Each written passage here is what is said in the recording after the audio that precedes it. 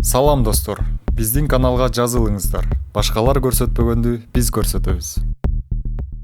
Мына туугандарыбыз Токтогул районуна келдик. Издеп жатабыз чөктү.